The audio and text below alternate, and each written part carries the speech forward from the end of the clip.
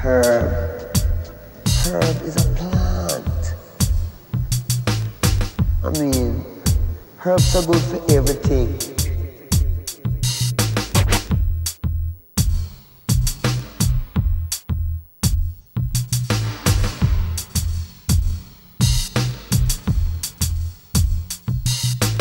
Herb.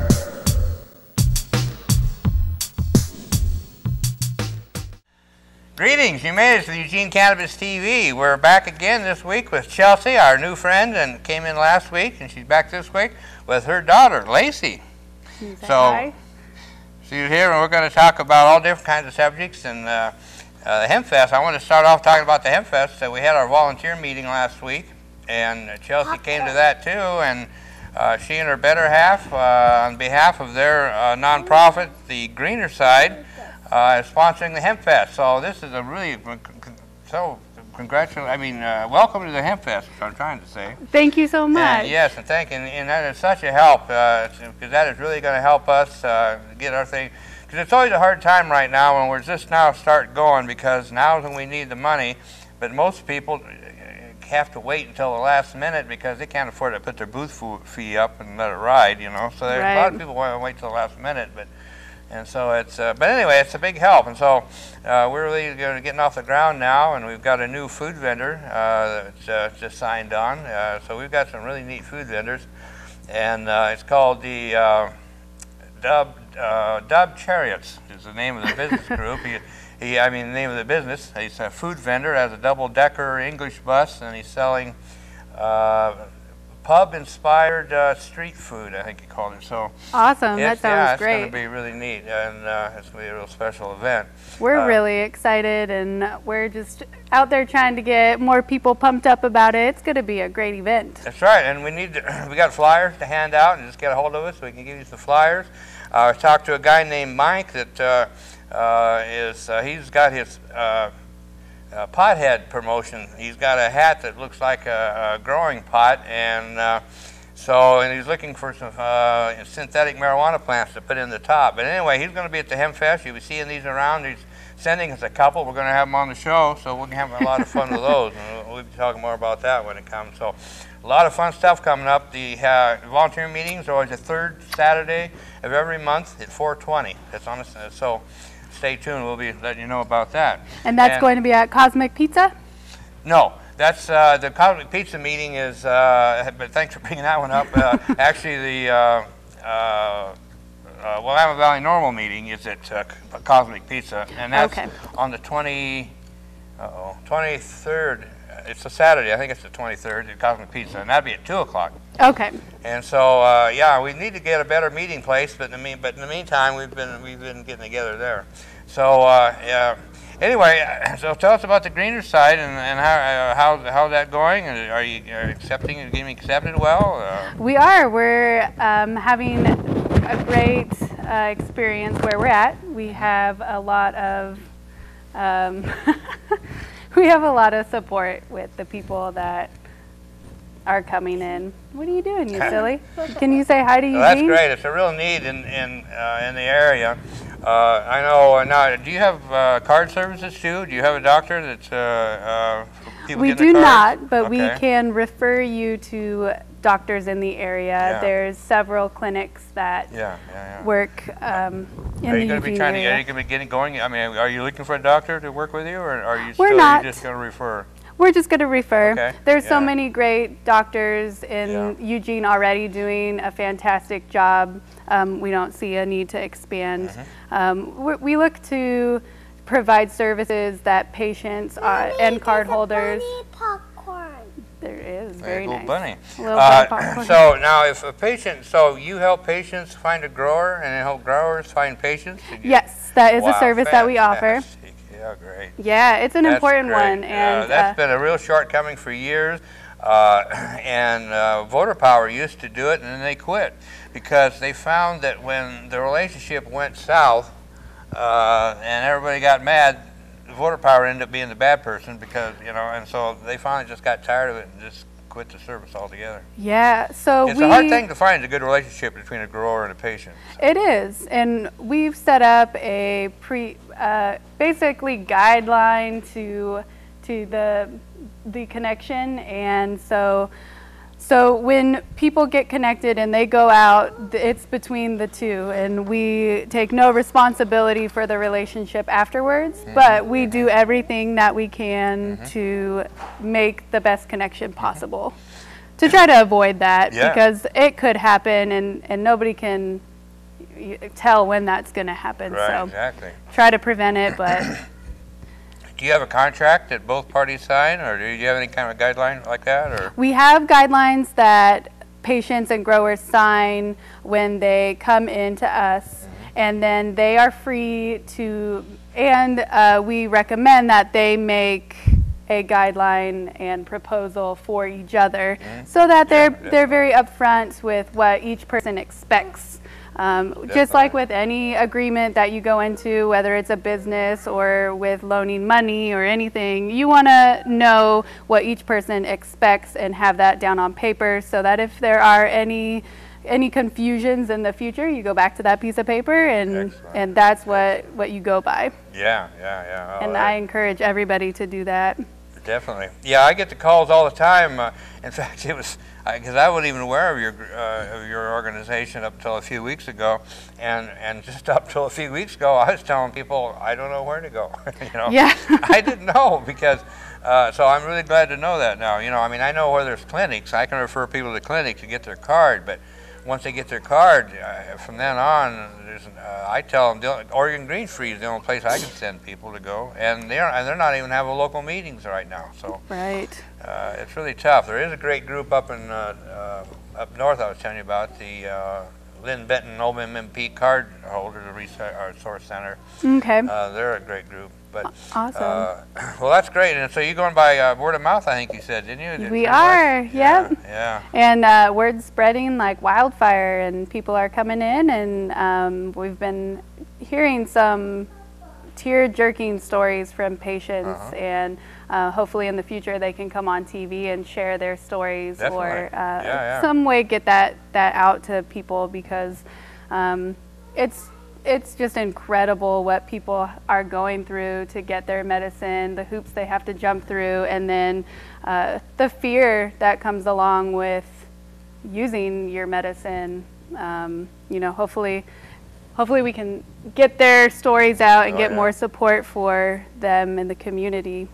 Yeah, I met a lady one time that she said that her grower was charging her $200 a month, and for that she got 1 ounce. And if she wanted more, or no, let me think. No, I take it back. She got a free. She got 1 ounce out of it from being a patient. That was it. And then if she wanted more, then that was $200 an ounce. Wow. And and it wasn't all that good either.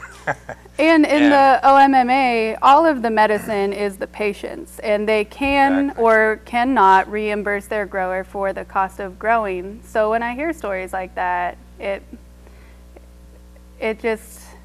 sad. That's not what the OMMP is not for growers to come and grow and make money off of it and charge patients for it. It's for the patients.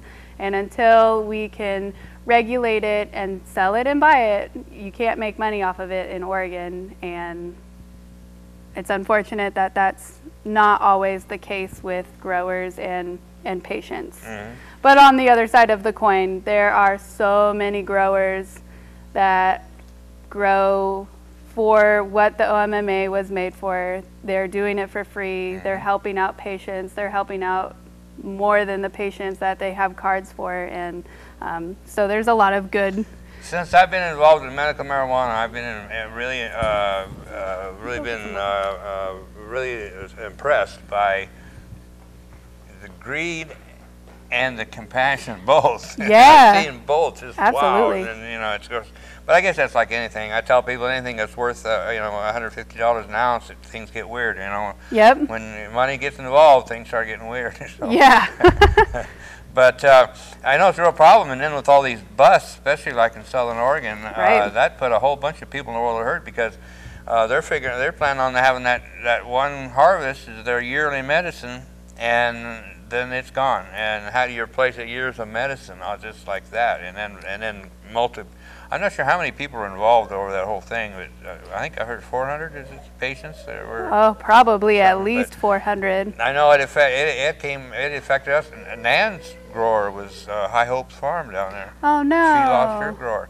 She was about ready to get her yearly medicine, and then boom, it's gone. You know? And they wait until the harvest. Yeah. Then they take it, and if they would be a little more compassionate about the way they were going about it, they could do their busts at the beginning of the year, so patients could plan for that and know that that's not where they're going to get their medicine. And I'm not saying that they should bust growers, and I'm in no way saying that's okay, but the fact that they wait until the very end and then they bust them, it leaves, like you said, 400 patients without medicine that could have figured out another way to do it if they would have just gone in, taken out the vegetative plant before it was flowering. I just read a story recently to where the cops were doing a sting operation.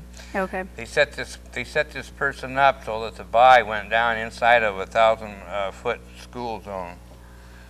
So they specifically set them up so they'd go down with even a harder charge, you know. I just And on top of all of this, in Southern Oregon particularly, there are several towns that would not be there if it were not for their growers out there.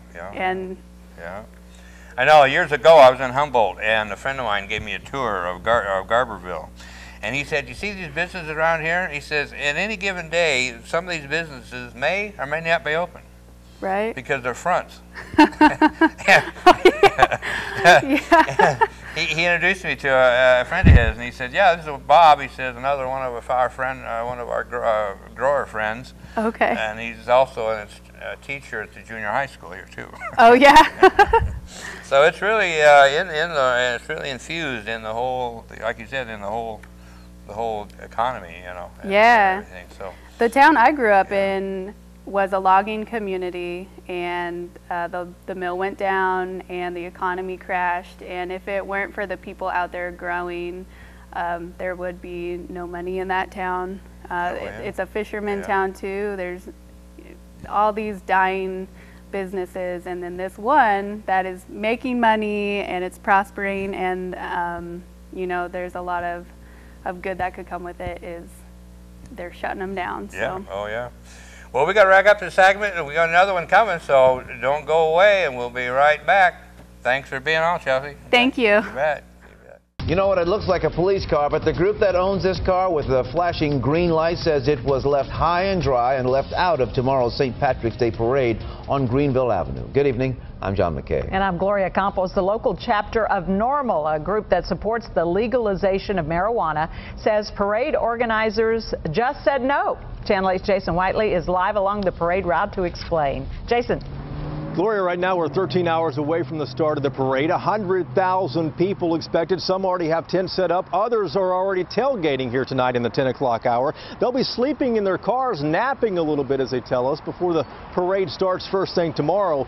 Another group is going to be sidelined here as well because parade organizers told them they were not welcome to be part of the festivities. Well, it really has spent the first 5 years of its life as a real police car. It was an old Fort Worth police unit. It is an ironic statement. A former cop car now promoting marijuana reform and was hoping to be part of the Greenville Avenue St. Patrick's Day parade. We're not coming down there and telling everybody to smoke marijuana. We're coming down there and advocating to change the law. The vehicle belongs to DFW's chapter of NORML, the National Organization for Reform of Marijuana Laws. The group is a bona fide 501c3. It applied to be in the parade and was willing to pay the $500 entry fee. But organizers said, no way. They said that we were ethically inappropriate to be involved. It would be ethically inappropriate for us to be involved in the parade. Taverns and pubs are already allowed floats in the parade, and the crowd can get rowdy. But organizers told us they have eliminated strip clubs from participating over the years and don't want anyone advocating illegal drugs either. This parade will never be a kids parade, but it is a parade where kids attend. I mean, families do attend this parade. And we just thought that wasn't the right thing to do to have these guys come out. DFW NORML says it is still coming out and bringing its car nicknamed the Truth Enforcement, though it will have to sit parked along the route rather than on parade. The parade along Greenville starts at 11 a.m. tomorrow, and DFW NORML says it will be here with about 50 or so supporters and also plans to reapply to be part of next year's festivities, but though it has no idea exactly whether it will finally get in. Reporting live, Jason Whiteley, Channel 8. Welcome back. We're in the second segment of the Eugene Cannabis TV show, and we've got Eric also with the greener side here in Eugene. It's at 18th and Oak, I believe, if I remember. Is that right? 16th and Oak. 16th and Oak. And so tell us what you do there. Well, the greener side is actually a very important place for me. I'm not from Oregon. I moved up here about 6 years ago with my wife. Came up here for most people to recreate for the camping. And once I got sick, I got myself a medical marijuana card and then quickly found out that there was really nowhere to get my medical marijuana. You know, after navigating, going through the streets and through co-workers and all that stuff, a club opened up that gave people access for medical marijuana patients here in Eugene a couple years ago. And when that place got shut down, it left people like me without any place to go. When the greener side opened up, they provided that for me and for a lot of other people as well. And so I come over there to help them. I volunteer there, and I also provide my consulting services as well. Excellent. And we were talking earlier about your consulting services, and often when I hear the word consulting, I think, what does that mean? Yeah, correct. Well, a couple years ago when the first club in Eugene opened up, I volunteered there as well. And one of the things that I noticed very quickly, and it was something that was a surprise to me, was how many people who have medical marijuana cards that do not have access to medical marijuana. And just numbers and numbers of people would come in and say, if it wasn't for you guys, I would have nowhere else to go. And it dawned on me that there was a demographic of medical marijuana users that people were overlooking, and that's the people who don't know anybody who grows. They've never used it before. A lot of times I was helping seniors who hadn't used it since they were in college, probably 40 years ago. And there's a large number of people that don't have any information about marijuana, how to use it, where to get it. And so that's where my consulting company came in. I decided that somebody needed to step up and help the people who have no idea what to do now once that they've gotten their medical marijuana cards. Actually. So you're there to help people that I get the phone calls for, because my phone number is on the NORML website, the National NORML website. If you go to Oregon, there's only 2 chapters, and one of them is ours, and that phone number for Willamette Valley chapter is my cell phone. Wow, and I get the calls. I get the calls, you know, and same thing. I've had so many people say, I got my card, but how do I get my medicine, you know? And another one I found, not lately, but I have a lot in the past, is people like you mentioned that hadn't used it since they were teenagers or younger. Absolutely. And I've come across people that never thought they would ever have anything to do with pot in their lives, and then they all of a sudden come up with some malady, and then they find out about medical marijuana and try it, and they are sold, and I become advocates. So yeah, that's fantastic. Well, I finally have somewhere to send these people that I hear from. Absolutely, and I provide my services completely free of charge. As far as I see it, I'm just providing advice, I'm providing help, and that's not something I put a dollar amount on. I prefer to meet people face to face. My last person I just helped actually was in California, and I was communicating with them via email and telephone, and it was the same scenario. It was a woman who was sick. She was in her 50s. She didn't want to use marijuana. She never thought in her life she would ever use marijuana. And her children, and finally at the urging of her doctor, told her to at least consider it. And so they turned to me because I was I'm a relative of one of their friends. And they said, hey, I know somebody who actually does this. And I got them, and she now has her medical marijuana card in California and is slowly beginning her climb back. It's really nice. I had a lady get a hold of me one time, and she says, I'm in a wheelchair, I'm completely housebound, I cannot get out of the house. How do I get my card? And if I did get my card, how do I get my medicine? Oh man, there's a good one. Now what do I tell her? Yeah, it's yeah, once I realized how many people actually did not have this information and how many people out there didn't have access. You know, there's a big myth that everybody who has a medical marijuana card is just a stoner trying to get a get out of jail free card. And that is so far not the reality. The reality is that most people who are willing to pay the money to get the medical marijuana card in the first place are usually using it for a very legitimate reason. And Reverend Will talks about it all the time, saying that, of course my mind just went blank. Short-term memory problem. What? What's a short-term memory problem? I'll come back to that. But anyway, yeah, and it's incredible what it does. Helps people, and which is completely still amazes me to this day. And I hear people say, well, it's just anecdotal, meaning there's no proof. It's anecdotal. And I always say, you know, to me, anecdotal is a nice way of saying it could be all in your head. And I challenge you to tell these patients that I've met that it may be in their head.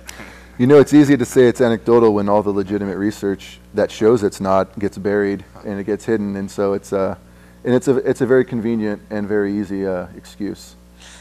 Definitely, yes, definitely. And so, how long have you been? So you worked with the other group, and now you're with the greener side, greener absolutely. Side. And the same thing. You know, volunteer over there. Anything that can help get the medical marijuana into the forefront, get people to start listening to us. In any way that it helps, you know, is and what Joe and Chelsea are doing at the greener side is just a tremendous, tremendous help for the community. Excellent. Yeah, that's great. That's great. Yeah, it's trying to get away with the black market, but it's just that it's constantly there because that's where people get it, and we've done the stories where some growers are actually profiting. There's always a bad apple in everything you do, but I think like we've talked before, and among all of our activists, there's good and bad in everybody, but there's more good than bad. Absolutely. And the fact is, it's relatively easy to grow, and not indoors. That's pretty hard, but outdoors, it's relatively easy to grow. I like to say it's a weed. That's why they call it a weed. You can't hardly kill it, you know. It's a very hardy plant, absolutely. That thing has a lot of... But there are right ways and wrong ways to do it, and you can have some incredible results. It's just a little bit of knowledge. We have a good friend of ours that did a video on how to do an outdoor grow, and he showed the whole step on getting a wading pool. Oh yeah, mix yeah, your absolutely. soil in. Yeah. He showed what soil you get and what you put in and everything that you put in it, and showed how you. He did the whole thing, showed you how to do an outdoor grow from start to in the ground. You know. So. And that's something else I do because I'm a patient myself, and I grow for myself, and I learned you know, just how easy. I'm not going to say it's an easy thing to do, but it's anybody can do it, and that's another thing that I help people do. If they have the capacity to grow for themselves, I can show them that as well. Yeah, that's something I want to do for a long time, is do more of that of footage. Take the cameras and go people's gardens and show what it looks like and what they're faced with, and just education, both indoor and outdoor. Absolutely. And before we go, if you don't mind, I'd like to give the audience the name of my company. It's medicinalhorizons.com.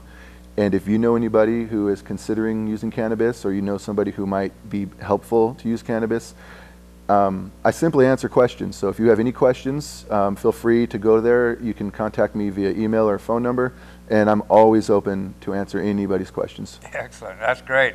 We'll have the information on the screen, and you can always send an email to dankbagman@hotmail.com too if you need the info, any info on the show you want to know about. Just send me an email, and we'll get the information to you. Absolutely. Thank you. It's all about passing on information. Yeah, definitely. For sure. I call it a freedom issue, you know, and it's a issue of love. I wanted to talk about some House bills here. We've got some going through the legislature, and for a change, there actually we have some good ones. You know, usually in the past we've had the law enforcement lobbying group trying to tear down OMMP, saying that there is so much fraud in it, and it's a train wreck, and they call it you know, a scam or all kinds of stuff. But anyway, we have some bills here, HB 3371, and that provides for regulation of production, processing, and sale of marijuana and marijuana-infused products. So this would permit I won't go into details here, but it would permit the sales of it to where a patient could sell excess medicine to an agency and distribute to to patients. That one, that one is scheduled for a hearing on April 2nd. This is not a public hearing, but there'll be a hearing on April 2nd. And if there's any more information on that, we'll be letting you know. There'll probably be some hearings coming up. Well, there will be public hearings, and we're be spreading the word about that because we need people up there. We need bodies. Absolutely. It really makes a difference. And I remember years ago, one hearing we went to, I wish I remember the legislature, but we had so many people show up that the hearing went into overtime, and they had handicapped people that hadn't even spoken yet. And this one politician that wanted to cut it off, and when he was told he had to keep going, and he muttered something about, oh, that darn Constitution. Yeah, the Constitution, it gets in the way. It's pretty inconvenient for some people sometimes. Yeah. And then we have the HB 3460. It's a bill to license and regulate medical marijuana dispensaries. And this was introduced by Peter Buckley and Senator Floyd Pazanski. So the legislature is working and trying to correct some problems that we do have. And so we do have some good bills going through. So stay tuned on that. Absolutely. And we'll be talking about trips to Salem. We'll be trying to do carpooling. And it's just like court support. When somebody goes into court, it really helps having the support there. It makes a difference. Absolutely, I've seen it. We have a Yahoo group, by the way, a court support. If anybody wants to subscribe to our court support, you can subscribe to that, and you'll receive emails. You'll be contacted when somebody's in court. You know, because when you're in court, it'd sure like to be nice to have somebody with you, just if nothing else, for moral support. For sure, for sure. It's a scary, scary process, and they are definitely out to get us. So. But anyway, well, I appreciate you coming on and telling us about the services that your organization that you're working with and your own organization Absolutely, are for doing. sure. That's a great service, and I know you out there, you've heard it, you know people that need the help and don't know where to go. Well, this is it. This is where to go. Get a hold of us and we'll tell you where to go. Absolutely, thank you. Yeah. Well, yeah, so we appreciate Eric coming on, and again, we got the Eugene Cannabis TV show down here at Community TV 29 behind Sheldon High School, Monday nights at 7:30. Come on by, and just like these good people did, come on by and come on, or just come by and visit. Either way, we're love to have you.